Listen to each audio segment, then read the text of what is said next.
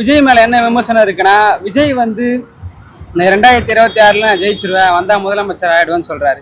அது வந்து சாத்தியமற்றது. ஏன்னா இங்க பல்வேறு கட்சிகள் 75 ஆண்டுகளுக்கு மேல இங்க உழைச்சிட்டு கொண்டு இருக்காங்க.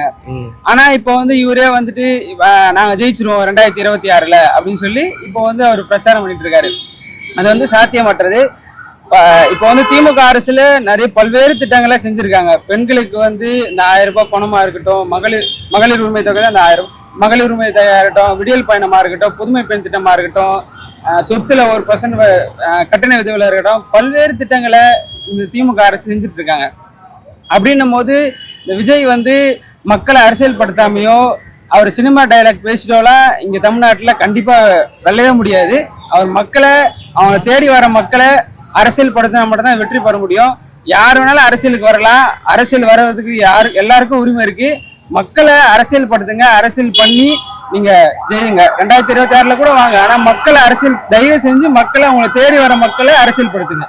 ஓகே, இப்போ எலெக்ஷன் நெருங்க மத்த கட்சிக்காரங்கள்ட்ட உள்ள அந்த துடிப்பு விஜய் கிட்ட இல்லையோங்கிற மாதிரி நிறைய பேர் விமர்சனம் வைக்கிறாங்க இல்லையா? இது எப்படி?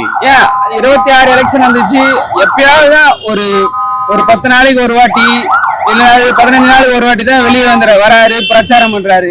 திமுகலயே அதிமுகலயே அவன் கீழே இருக்கிற தொண்டை வரைக்கும், கிளை செயலாளர்ல இருந்து கீழே இருக்கிற இளைஞர் அணி தொண்டை வரைக்கும் டெய்லி வேலை செஞ்சுதான் இருக்கான். இப்ப திமுகல தான் நான் இருக்கேன்.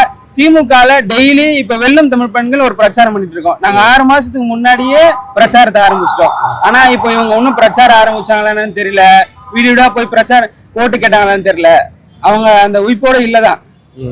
ஓகே, இப்போ வந்து நிறைய பேர் சொல்ற விஷயம் என்னன்னா, இவர் வீட்டுல உள்ள பிரச்சனையே பார்க்க மாட்டேங்காரு, மனைவி பிள்ளைங்களே கவனம் செலுத்த மாட்டாரு. இதுல எப்படி மக்கள் பிரச்சனையை பார்ப்பாங்கிற மாதிரி ஒரு விஷயம் சொல்றாங்களே, இது எப்படி உங்களுடைய? இந்த கருத்து வந்து சரிதான்.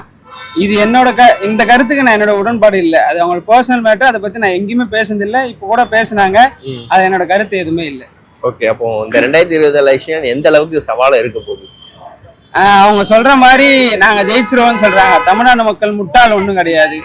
தமிழ்நாடு மக்களை நீங்க அரசியல் பண்ணி, திமுகவும் சரி அதிமுகவும் சரி அரசியல் பண்ணி தான் இங்க வெற்றி பெற்றிருக்காங்க. சும்மா சினிமா டைலாக்கோ அதெல்லாம் பேசி வெற்றி பெறவே முடியாது. எம்ஜிஆர் வந்தாரு, எம்ஜிஆர் அது மாதிரி வந்தாருன்னா, எம்ஜிஆர் திமுகல இருந்து வேலை செஞ்சு அவர் படம் மூலியமா திராவிடத்தை எப்படி கொண்டு போக முடியும்னு சொல்லி அந்த மாதிரி பொதுச் செயலர் ஆறி அதுக்கப்புறம் தான் அவர் அரசியல் வெற்றி பெற்றார். கண்டி சும்மா சினிமா டைலாக்கோ வெறும் இந்த எப்படி சொல்றது, இந்த திரைப்பட வசனம் மட்டும் பேசி அவர் வெற்றி பெற முடியாது. அரசியல் பண்ணாங்க, அவங்களும் அரசியல் பண்ணாங்க, அவங்களும் நல்ல அரசியல்வாதிகள்.